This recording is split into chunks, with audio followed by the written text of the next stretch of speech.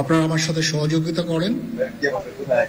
দয়া করে আর এই ভাঙচুর, হত্যা, মারামারি, সংঘর্ষ এগুলো থেকে বিরত হন। আমি নিশ্চিত যে আপনারা যদি আমার কথা মতো চলেন, আমাদের সাথে যদি একসাথে যদি কাজ করি আমরা, নিঃসন্দেহে আমরা একটা সুন্দর পরিণতির দিকে আমরা অগ্রসর হতে পারব। আপনারা দয়া করে আমাকে সাহায্য করেন। মারামারি করে এই সংঘাতের মাধ্যমে আমরা আর কিছু অ্যাচিভ করতে পারবো না, আর কিছু আমরা পাবো না। সুতরাং দয়া করে আপনারা সমস্ত ধ্বংসযজ্ঞ, সমস্ত অরাজকতা, সমস্ত সংঘর্ষ থেকে বিরত হন এবং ইনশাআল্লাহ আমরা সবাই মিলে একটা সুন্দর ভবিষ্যতের দিকে আমরা অগ্রসর হব।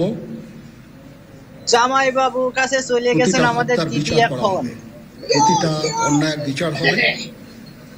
আমরা আজকে সুন্দরভাবে কথা বলেছি। সমস্ত দলের প্রধান দলের নেতারা এখানে উপস্থিত ছিলেন। আমি ওনাদের ইনভাইট করেছিলাম এখানে। ওনারা ভেরি নাইস অফ দেম যে ওনারা এসেছেন অ্যান্ড আমরা একটা সুন্দর আলোচনা করেছি এবং এই আলোচনাটা ফলপ্রসূ হবে বলে আমি মনে করছি এবং আমরা একটা সুন্দর একটা ইন্টারিম গভর্নমেন্ট ফর্ম করে আমরা দেশ পরিচালনা করব। মাননীয় প্রধানমন্ত্রী পদত্যাগ করেছেন এবং এখন একটা ইন্টারিম গভর্নমেন্ট ফর্ম করে আমরা আমাদের কার্যক্রম পরিচালনা করব। আপনারা একটু ধৈর্য ধরেন, আমাদের কিছু সময় দেন।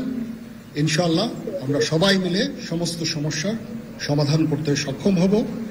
আপনারা আর এই সংঘাতের পথে যাবেন না এবং শান্তি শৃঙ্খলার পথে ফেরত চলে আসেন।